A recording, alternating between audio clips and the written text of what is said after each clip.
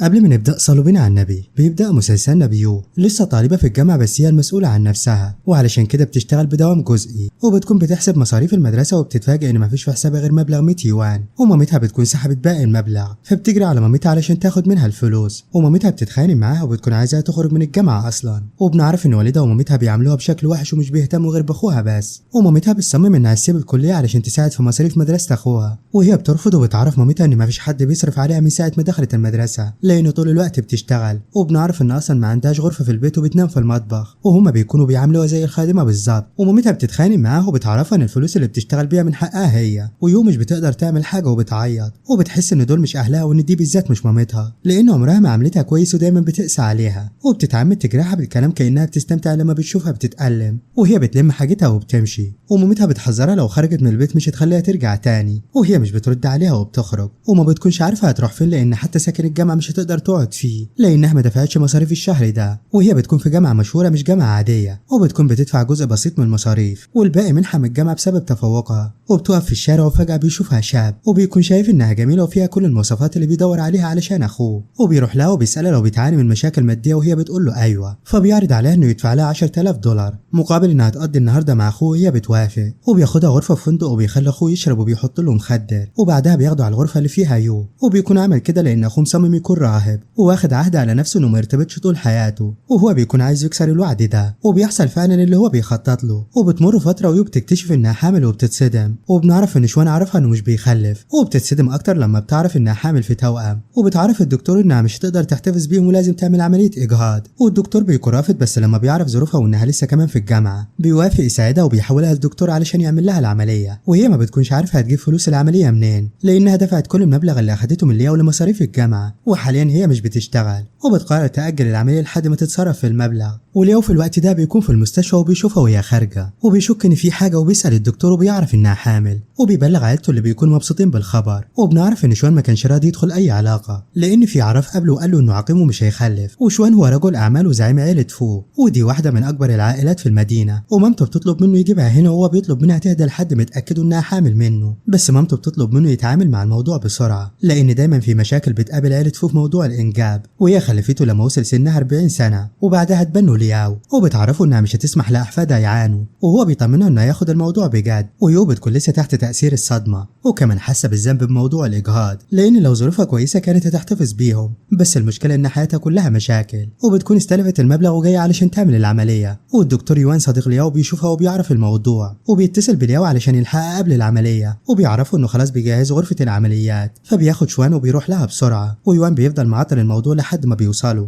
وفعلا بيجوا في الوقت المناسب، وهي بتقوله انها حامل وبتطمنه انها مش هتحمله مسؤولية حاجة، وبتطلب منه يدفع 3000 تمن العملية بس لان مش معاها فلوس، وبتمسك ايده وبتلاقي ايده ساقعة من الخضة لانه كان خايف ما يحصلهاش، وبيفضل ساكت فترة لحد ما بيستوعب انه وصل، وهي بتفتكره وبيرفض وبتعتذر وبتقول له خلاص مش عايزة حاجة، وبتكون ماشية فبيمسك ايدها وبياخدها، وهي بتحاول تخليه يسيبها، ولياو بياخد باله من تعامل شوان وخوف يو منه وبيبعدها عنه، وبيهديها وبيقول لها يا زوجة اخي، وهي بتعرفه انها مش متجوزة اخوه وانه مفيش بينهم علاقة، ولو كانوا مش هيدفعوا تمن العملية هي هتمشي ومش عايزة حاجة، فبيعرفها انهم يعملوا اختبار الابوة الاول، وبتكون رافضة بس هو بيقنعها، وبيعرفها ان لو كان شوان والد الاطفال يهتم بيها وبيهم، وهي لما بتعرف انه قصده انها تحتفظ بيهم بترفض لانها لسه بتدرس، ويوان بيشرح لها الموقف وان عيلة شوان بيعانوا في موضوع الانجاب وعلشان كده لازم يحتفظوا بالاطفال، وان في النهاية هي هتركز في دراستها بس لانها مش هتكون محتاجة اي حاجة علشان هتكون تحت رعاية شوان، وهي بتفكر في العرض وانها ترتاح من الامور المادية ومش هتحتاج تشتغل غير بعد الدراسة، وبتسأل شوان لو كان بيتكلم جد، فبيأكد لها انه دول لو طلعوا اولاده هيضمن لها حياة مريحة، وهي بتوافق بس بشرط انها تنفصل عنه بعد الولادة وما يخليش الولاد يعرفوا عنها حاجة ولا حتى يشوفوها، فبيوافق وبيعملوا التحليل وبيتأكد انهم ولاده، وبيطلب منها ترتاح علشان خايف عليها، وبيكون جمع كل المعلومات عنها وعرف انها عاشت حياة صعبة وان اهلها كانوا بيعاملوها وحش، وبيحس انها زي الارنب اللي بيحاول يستخبى من الصياد، وبيقرر يعملها معاملة تحسسها بالامان بعد الخوف اللي عاشته، وبيعرفها انها تعيش معاه ببيت العيلة وكل حاجة تكون تحت امرها، وهو اللي هيهتم بكل حاجة خاصة بيها، وهيتعامل كمان مع اي مشاكل تقابلها، وبنعرف انه واقع في حبها بس مش بيعترف لها، وهي بتتخض لما بتعرف انها تعيش مع معاهم لانها كانت فاكره انه هيسيبها تعيش في سكن الجامعه، ولما بتساله عن الجامعه بيعرفها ان هو شخصيا هيوصلها ويرجعها كل يوم، وهي بتخاف وبترفض وبتصمم انها تفضل في سكن الجامعه. بس هو بيعرفها ان الموضوع اصلا ما فيهوش نقاش، لان لازم تكون معاه علشان يتابع كل التطورات، وبتبحث عن معلومات وهم راجعين البيت، وبتعرف انه مشهور بلقب الامير فو، وبتخاف منه اكتر لانها بتكون فاكره انه شخص بارد وانه بيهتم بيها علشان الاطفال بس. ولما بيوصل البيت بتلاقي الخدم في استقبالها وبتخاف تقعد توسخ الكنبه، فبيقعدها وبيطلب منها تتصرف بطبيعتها. وكبيرة الخدم بتيجي هي والفريق بتاعها وبتفتكر ان يو خادمه جديده، فشوان بيكلمهم بعصبيه وبيعرفهم ان دي السيده فو سيده البيت، وهي بتتخض فبيقعدها مكانها وبيدي تعليمات انها تتعامل زي ما هو بيتعامل ويهتموا بيها هي اكتر كمان، وبيسيبها ترتاح. ومامته بتيجي وبيطمنها انه خلص الموضوع، وبتكون مبسوطه وبتسال عن عيلتها فبيديها الملف بتاعها، وبتتعصب لما بتعرف معامله عيلتها ليها. وبتعرف شوان انها من دلوقتي انضمت لعيله فو، يعني ممنوع انه يضايقها او يتنمر عليها، ولو حصلت مشكله هي اللي هتقف ضده مع يو. ويو بتنام فتره طويله ولما بتصحى مش بتصدق انها نامت الوقت ده كله، وبتنزل وبتشوف شوان قاعد مع مامته. بتخاف في البدايه لانها ما بتكونش عارفه هتتعامل معاها ازاي، وبتخاف تسخر منها وتتعامل معاها بغرور، وبتقف مكانها بس هي بتشوفها وبتنادى عليها. ويو بتروح لها وهي خايفه فبتمسك ايدها وبتطمنها انها مش هتكون الحماه الشريره وانها تعاملها زي بنتها، وبتقعدها جنبها وبتعرفها ان كلهم مهتمين بيها لانها بتحمل اغلى حاجه عندهم، وهي بتفتكر انهم بيعاملوها كويس علشان الولاد، وبتكون لسه شايفه انها من عالم مختلف عنهم. ومامة شوان بتاكد لها ان حياتها اللي فاتت انتهت ولازم تنسى العذاب اللي عاشته لان دلوقتي الوضع مختلف. وهي بتبدا تطمن بعد ما بتعرف ان مامة شوان مش زي ما كانت متخيله، ومامته بتاخدها علشان تشتري لها لبس لانها عارفه انها ما جابتش حاجه معاها، وهي بتكون رافضه بس مامته بتصمم. ولما بتحس ان يو حاسه باحراج بتقول لها ان دلوقتي زيها زي اي فرد منهم، يعني المفروض تعمل اللي هي عايزاه وتشتري اللي نفسها فيه، وان هي مش هتسمح لها تعاني تاني. وبتختار لها اللبس والحاجات اللي بتشوفها جميله عليها، وكمان بتحاول تقرب بينها وبين شوان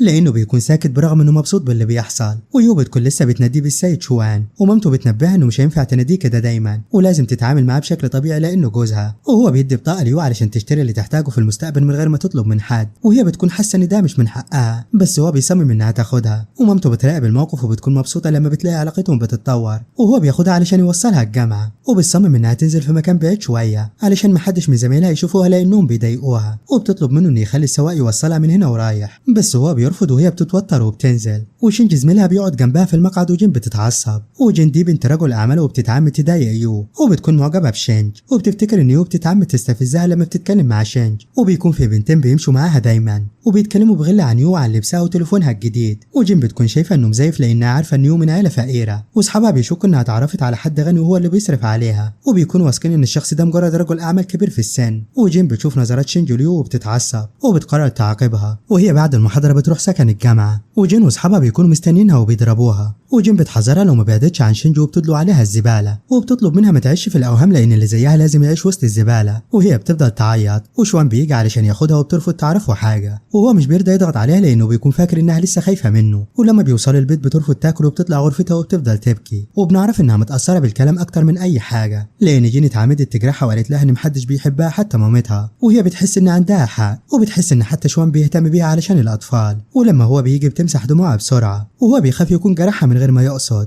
وبيقرب منها وبيعتذر لها لو كانت زعلانه بسببه، وهي بتاكد انه ما عملش حاجه وانها متضايقه لوحدها. وبيعرف من عينيها ان ليها فتره بتعيط، فبيتصل بالدكتوره اللي بتعرف ان حالتها الصحيه كويسه بس حالتها النفسيه تعبانه وداخل على اكتئاب، وده هيأثر على حالتها الصحيه اكيد. وبتطلب من شوان يهتم بيها اكتر، وهو بيخاف يكون هو السبب، وبيسالها لو كانت اتعرضت لاي ضغوط الفتره الاخيره، وبترفض تعرفه حاجه وبتقول انه اجهاد بسبب الدراسه. ولما بيطلب منها تاخد اجازه بترفض بس هو بيصمم، ولما هي بتزعل بيأكد لها انه بيعمل كده علشان جسمها مش مناسب للدراسه دلوقتي، وبتتعب شويه وبتطلب منه يسيبها لوحدها دلوقتي وبعدين يبقوا يكملوا كلام في الموضوع. وتاني يوم بتروح الجامعه وبتكون بتذاكر في غرفتها، وبتكون عايزه ترجع، وجين واصحابها بيشكوا انها حامل وبيتنمروا عليها، وبينشروا اشاعات انها حامل من شخص عجوز بعت له نفسها علشان الفلوس، وهي مش بتتحمل كلامه وبتخرج علشان تستنى شوان بره، وهو بيتاخر وبتفضل تعيط لانها بتفتكر ان هو كمان اتخلى عنها. وبنعرف انها لسه بتعاني من حاله فقدان ثقه في كل اللي حواليها بسبب اللي بتشوفه، وهو بيجي وبيقلق عليها لانها قاعده بالشكل ده تحت المطر، وبيقرب منها علشان يطمن عليها فبتحضنه وبتلومه على التاخير، وبتعرفه انها خافت يكون اتخلى عنها، فبيقول لها ان ده مستحيل مستحيل، وبيعتذر لها لأنه كان عنده اجتماع مش أكتر،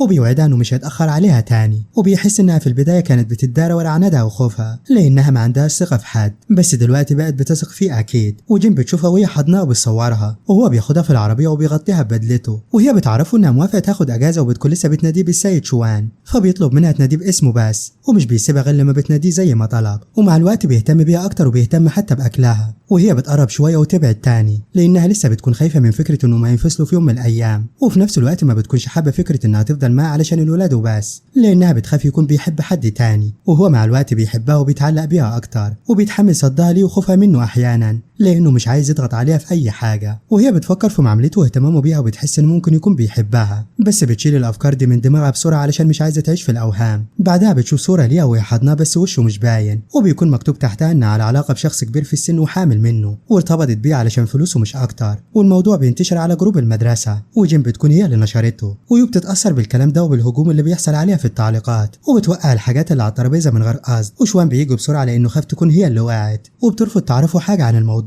بعدها كمان مامتها بتتصل بيها وبتكون عايزة منها فلوس، وهي بترفض وبتتعصب وهي بتتكلم، ومامتها بتفضل تشتم فيها وشوان بيسمعها وهي بتتكلم، وهي بتقفل السكة في وش مامتها اللي بتتعصب وبتقرر تروح لها المدرسة وتفضحها. وشوان بيتكلم مع يو اللي بتفتكر انه هيبص لها بعدم احترام بعد ما سمع كلام مامتها، بس بتتفاجئ انه بيطمنها انه يتعامل مع الموضوع، وبيهديها وبيقبلها على دماغها. ومامتها بتتصل بيها تاني وهي بتروح تكلمها في الحمام، ومامتها بتطلب منها تبعت لها الفلوس اللي اشتغلت بيها وهي بترفض. وتاني يوم مامتها بتروح قدام المدرسة والامن بيمنعها انها تدخل، وجين بتيجي وبتعرف ان دي مامة يو، فبتعرفها ان يو عايشة مع شخص عجوز وغني وحامل منه، وهو اللي بيصرف عليها. ومامتها طبعا بتفرح وبتقرر انها تستغل الموضوع، وبتتصل بيها من متجر وبتهددها تبعت فلوس والا هتفضحها في كل مكان. وهي بتخاف وبتقول لها موافقة، وبتتفاجئ ان مامتها بتطلب منها مليون يوان، وهي بتعيط وبتعرفها ان مش معاها مبلغ زي ده، ومامتها بتدي لها مهلة لبكره وبتقفل السكة في وشها. وهي بتفضل تعيط وبتفكر تعرف شوان، وهو بيكون عارف لان لياو بيراقب عيلتها وبيعرف كل اللي حصل، وكمان بيوريه موضوع الاشاعات اللي جين واصحابها نشروها عنها. وشوان بيعرف انها كانت بتعيط امبارح علشان كده وبيتعصب، وهي بترن عليه وبتكون بتعيط، وبيرجع لها البيت بسرعة وبيحضنها وبيهديها، وبيطلب منها تعرفوا مين اللي ضايقها وتنمر عليها، فبتطلب منه يسيبها وتقول له كل حاجة. فبيعرفها ان وقت التفاوض انتهى وبيقبلها، وبيقول لها ان لو ما قالتش هيقبلها تاني. فبتخاف وبتتوتر وبتعرفوا موضوع مامتها، وبتعرفوا كمان موضوع جين وزميلها اللي بيتنمروا عليها ويضايقوها طول الوقت، وبتحكي كل اللي حصل منهم لحد موضوع الاشاعات الاخيره. فبيطلب منها ما تخبيش حاجه عنه تاني، وبيأكد لها انه موجود هنا علشانها، وبيساعدها تقف وهي بتحس انه اتغير، فبيسألها ازاي. فبتعرفوا انه في البدايه كان بيعاملها ببرود عكس دلوقتي، لان حتى ملامحه بتتغير لما بيقرب لها. فبيعرفها انه اتغير بسببها لانه عايزه تفضل معاه دايما. فبتسأله لو كان بيقول كده علشان الاطفال، وان هي بترفض كده لان قلبه لازم يكون اللي بيحبها بس. فبيأكد لها ان مفيش حد غيرها في قلبه وحياته، وهي بترفض لانها بتكون شايفه انها ما تستحقهوش. فبيحضنها وبيعرفها انها لازم تثق فيه، وطالما قال انه بيحبها يبقى شايف انها مناسبه ليه، وبيطمنها انه هيكون جنبها وهيرجع حقها. وبعدها بيخطف جين واصحابها ومامتها كمان، وبعد رحله من التعذيب بياخدها علشان ترجع حقها. ومامتها اول ما بتشوفها بتتعصب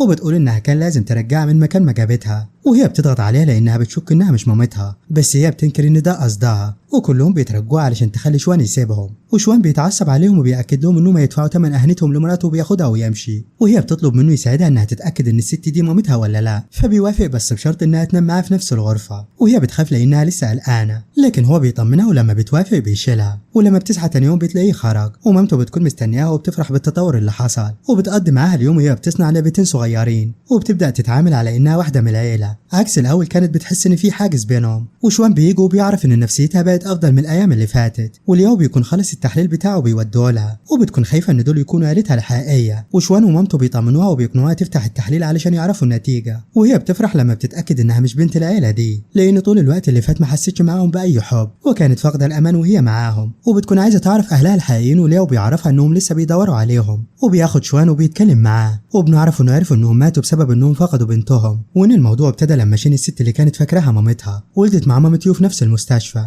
بس بنتها ماتت بعد يومين، وقررت انها تسرق يو من اهلها لانها خافت انه جوزها يطلقها لما يعرف بموت البنت. ووالد ومامة يو ماتوا بعد فتره بسيطه لانهم عملوا حادثه بسبب تاثيرهم بضياع بنتهم. وشوان بيكون مش عارف يعرف يو ازاي الخبر، وبيتكلم مع مامته علشان تساعدهم، ومامته بتكون عارفه طبيعه الموضوع وان اكيد هتتاثر، بس مش هينفع يخبوا عنها الموضوع طول الوقت، وبتطلب منهم يسيبوها دلوقتي ترتاح بعد الحاجات اللي مرت بيها النهارده، وبكره الصبح يعرفوها الحقيقه. وشوان بيفضل معاه ومش بيرضى يعرفها حاجه برضه زي ما والدته طلبت، وبيتحمل كلام عن والدته والدها ومامتها وان نفسها تحضنهم، وبتساله يا ترى بيعملوا ايه دلوقتي وبيشتغلوا ايه وحياتهم ماشيه ازاي، وهو بيتاثر بس بيسيطر على نفسه وبيغير الموضوع. وتاني يوم الصبح مامته بتديها الملف بتاع والدها ومامتها، وهي بتكون في منتهى السعاده وهي بتفتحه وبتشوف صورهم وبتحس انها تشبه مامتها في الشكل. وبعدها بتتصدم لما بتعرف انهم ماتوا في حادث، وبتتمنى انه يكون ده مجرد حلم وهتصحى منه، وبتترجى شويه انه يقول لها انه كل ده مزيف وانها تشوف عيلتها في اسرع وقت، وهو بيحاول يهديها وبتحكي عن الاحلام اللي كانت نفسها تشارك مامتها فيها. فماما شوان بتطلب منها تعتبرها مامتها، وهي بتحضنها وبتفقد الوعي، والشاو بيطلعها غرفتها وبيفضل ماسك ايدها لحد ما بتفوق، وهي بتصحى مفزوعه وبتعرفه انها شافت كابوس وان والدها ومامتها ماتوا. فبيهديها وبيعرفها ان ده مش كابوس وان دي الحقيقه، وبيطمنها ان هو جنبها واولادها كمان محتاجين لها. وبتصمم تزور قبر والدها ومامتها النهارده، فبياخدها هناك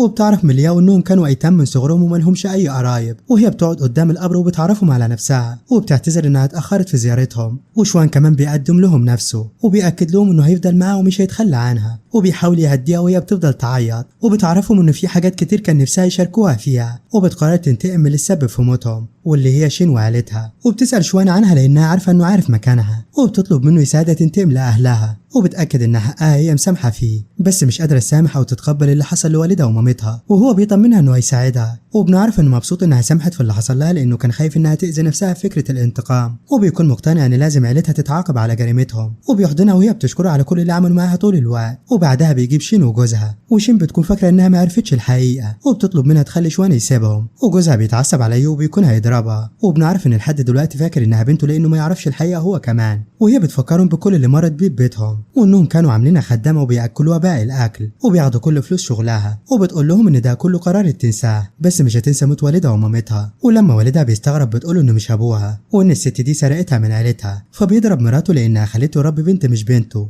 يعني مش بيلومها على جريمتها اصلا. وشوان بيشجع يو علشان ما تضعفش، وهي بتعرفهم ان جه الوقت علشان يدفعوا ثمن جريمتهم، وهو بيستغرب لان اول مره توقف قصاده، وبيعرفها انه ربها يعني زي ابوها والمفروض تعودوا عن اللي فات وتكافئهم على لطفهم معاها. فبتتعصب وبتطلب من المساعد الحديد اللي معاه علشان تضربهم، وجوز شين بيعرفها انه ما عملش حاجه، ولو حد غلط يبقى شين يعني المفروض تضربها هي، وبتحاول تضربهم بس مش بتقدر تكمل، وبتحس بالبرد وشوان بيسندها وبتفقد الوعي، فبياخدها غرفتها وبيفضل معاها وبيهتم بيها. ومامته بتكون مبسوطه لانه اتغير وشخصيته بقت مختلفه، وبقى بيهتم اكتر باللي حواليه عكس الاول. ويو بتفوق بعد فتره طويله من النوم المتواصل، وبتسال عن شين وجوزها وبتطلب من شوان انه يسيبهم يعيشوا بس يتاكد الاول انهم بيعانوا طول الوقت، فبيطمنها انه هينفذ كل اللي تطلبه. وبعد فتره بتتحسن، وماما شوان بتقنعها تروح للشغل علشان توصله الغدا، وفعلا بتروح وما بتكونش عارفه الطريق وبتكون لسه خايفه من اللي حواليها، وبتفتكر ان ماما شوان بعتها للشخص اللي بيسوق، وبتساله هيروح فين وبتطمن لما بتعرف انهم في طريقهم للشركه. وشوان بيكون في اجتماع وتليفونه بيرن، وبيكون عامل النغمه صوت مازه والموظفين بيخافوا يضحكوا، وهو بيعرف ان يوم مستنيها في الشارع لان الامن رفض يدخلها علشان ما يعرفهاش. فبينزل لها والجو بيكون برد وبيلبسها البدله بتاعته، وبتكون متوتره وخايفه انه يكون زعل انها جات، وبياخدها مكتبه وبتعتذر انها جات وبتاكد له ان مامته هي اللي صممت. فبيسالها مين قال انه زعلان من وجودها، وبياكد لها انه سعيد بس زعلان منها علشان مش بتهتم بنفسها لان لبسها خفيف في الجو ده، وبيعاقبها بالعقاب الخاص بتاعه وبيقبلها، وبتعرف انه مشغول وبتكون عايزه تمشي وهو بيرفض وبياخدها وبيقعدها جنبه على المكتب، وبيطلب منها تفضل مكانها لحد ما يخلص، وبيفضل يشتغل وهي بتنام وهي مستنيه، ولما بيخلص بياخدها وبيمشوا، وهي بتتوتر لان الموظفين بيركزوا معاها جدا. ولما بيرجعوا البيت بيعرفها انها تروح معاه الشغل كل يوم، وهي بترفض وبتتحجج انها عايزه تراجع كتبها لانها تكمل دراسه بعد الولاده. فبيوافق وبيعرفها انه هيعين لها مدرس يساعدها في المذاكره وهي بتفرح. وتاني يوم بياخدها معاه وبيعرفها ان المدرس هيجي يدرسها في الشركه، وهي بتكون فاكره انه بيهزر فبيأكد لها انه بيتكلم جد،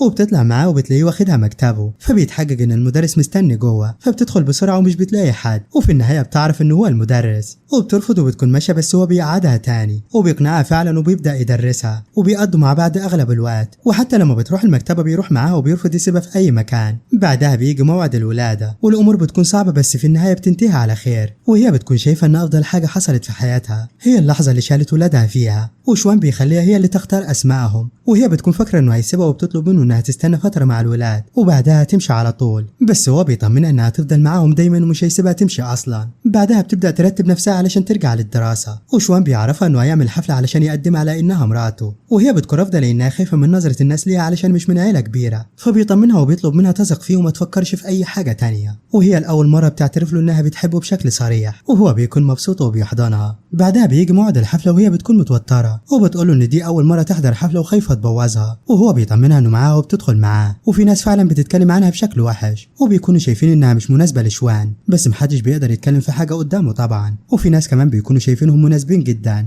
وهي بتعاني شوية لانها ما بتكونش عارفة تتعامل مع الستات الموجودين. وشوان بيحاول طول الوقت يكون قريب منها وبينقذها من كذا موقف وبيشجعها علشان تثق في نفسها. وفي واحدة اسمها لين بتيجي هناك، ولين دي بقى صديقة طفولة شوان وبتحبه، وهو بيعاملها دايما كصديقة وبتمسك ايده وهو بيبعدها وبيمسك ايديو. فهي بتتعمد تحرج يو وبتسألها عن عيلتها وازاي قابلت شوان اول مرة، ويو بتتوتر وشوان بيمسك ايدها وبيكون قاصد ان هي اللي ترد علشان ما تتهزش قدام حد، بس يو مش بتقدر ترد. فهو بيعرف لين ان دي حاجة خاصة بيهم والمفروض محدش يسألهم عنها، وبيطلب منها تتعامل معاه بشكل رسمي من دلوقتي وتخلي مسافة بينهم. وبياخد يو وبيتكلم معاها وبيعرف انها متضايقة لانها حاسة انهم من عالمين مختلفين، وكلام لين اللي خلاها تحس كده اكتر علشان ما قدرش تجاوب على اسئلتها. وهو بيحضنها وبيطلب منها ما تفكرش في اي حاجة وما تقارنش نفسها باي حد لان هي عنده افضل واحدة في الحياة. وتاني يوم بترجع الجامعة وبيطمنها انه رتب لها كل حاجة، وبيكون محضر حراس شخصيين علشان يكونوا معاها. والمدير كمان بيعرفها انهم حققوا في موضوع الشائعات والتنمر عليها وعاقبوا جين واصحابها. وبتدخل قاعة المحاضرات بالحراس والكل بيخاف يقرب لها. ولما بتخلص في نهاية اليوم بتلاقي شوان مستنيها علشان يوصلها البيت، ومع الوقت بياخدها تتدرب على الشغل في الشركة وبيقدمها للموظفين،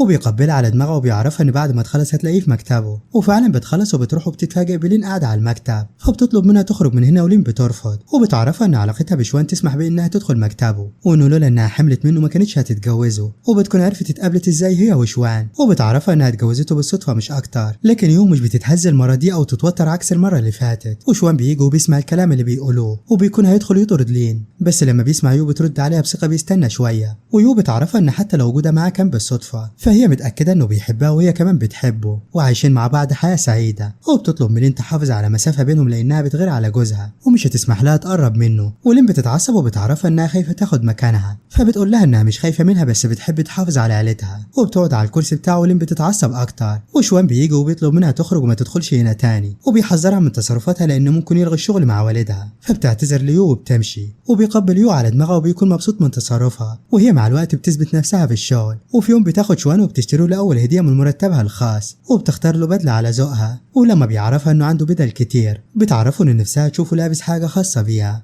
وبتقبله على خده. وهنا بيكون خلص المسلسل. سلام.